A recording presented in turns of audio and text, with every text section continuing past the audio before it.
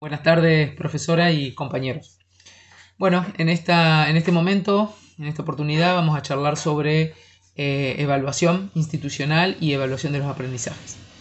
¿Qué entendemos por evaluación? Hay y existen varias connotaciones con respecto al concepto, varios autores que toman a la evaluación de distintas perspectivas.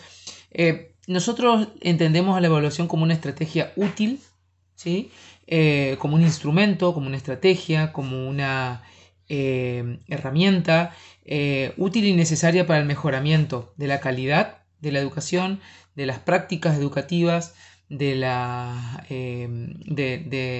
nuestra mirada, de revisitar nuestra mirada, de nuestra autocrítica, ¿sí? Entonces, en líneas generales podemos decir que la evaluación es un proceso de enseñanza y aprendizaje, no es un suceso, es un proceso, justamente no es algo que sucede en el momento, sino que es constante y continuo.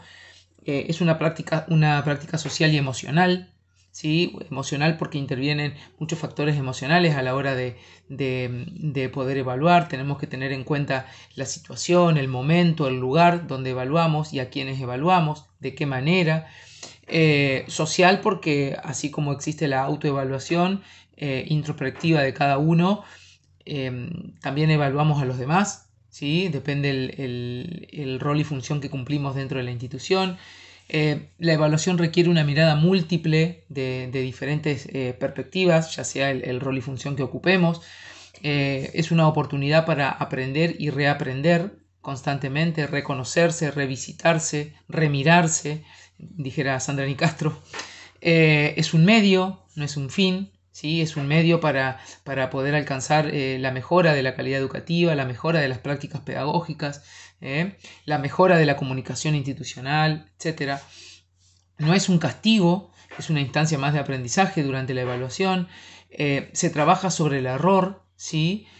No se remarca el error constantemente, sino que se trabaja sobre él con diferentes estrategias y herramientas. Y se acompaña al alumno constantemente, ¿sí? En esto de la evaluación, la coevaluación, la autoevaluación, el poder evaluar a los demás, el poder evaluarse uno mismo, el poder evaluarse entre pares, ¿sí? Aquí es donde aparece la evaluación formativa, no tanto la evaluación como antes, la evaluación tradicional en la que se hacía referencia solamente a una nota numérica o se tenía en cuenta una sola situación, un examen, y ahí se valoraba, ¿sí? No tanto como medición y valoración, sino como formación, más que nada la evaluación. Hacemos referencia a la magíster Ana Isabel Mora Vargas, que es una de las autoras propuestas por este seminario, en esta asignatura, y ella dice que la evaluación se puede entender de diferentes maneras, ¿sí? Dependiendo de las necesidades, propósitos y objetivos que tiene una institución educativa en ese momento indicado en el que vamos a evaluar. Se puede evaluar el control, se puede evaluar la medición, se puede evaluar los objetivos, los propósitos, se puede evaluar la comunicación, se pueden evaluar los aprendizajes, ¿sí? Por citar algunas de las cuestiones a evaluar.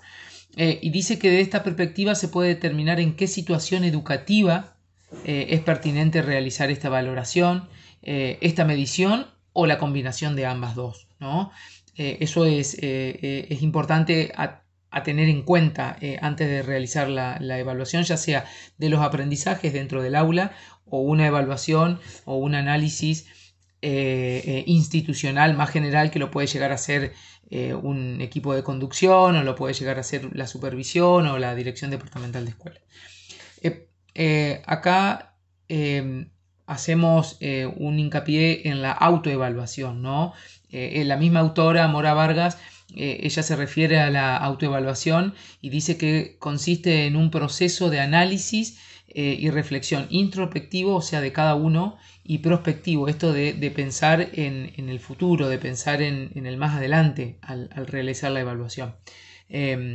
Todo esto acerca del propio quehacer educativo, ¿no? Necesario para mejorar el servicio que brinda la institución. Por eso es importante la autoevaluación de cada uno, lo prospectivo, pero lo introspectivo, pero también lo prospectivo, esto de pensar en el futuro, de pensar en cómo mejorar las prácticas, cómo mejorar la comunicación, cómo mejorar las distintas dimensiones institucionales, cómo mejorar la calidad educativa, cómo mejorar las relaciones dentro de las instituciones.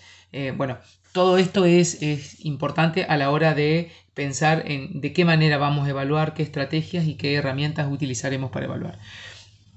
Y como haciendo fin a mi exposición, y le doy lugar a mi compañero José Luis, traigo también acá lo que nos dice Philippe Renaud en su texto Una evaluación, dos lógicas, que también fue propuesta por este seminario. Él sostiene que la evaluación estimula las pasiones. Ahí entra esto de los momentos, en cómo nos sentimos, cómo estamos, en saber cómo se siente el otro, ¿sí? Nosotros como evaluadores, cómo se siente el que va a ser evaluado, ¿sí? Darle a conocer y que sepa que va a ser evaluado. Esto de las emociones, de las inteligencias emocionales. Entonces, él dice que necesariamente estimula las pasiones, dado que estigmatiza la ignorancia de algunos, ¿sí? Para exaltar la excelencia de otros. Bueno, muchísimas gracias y paso a mi compañero José Luis.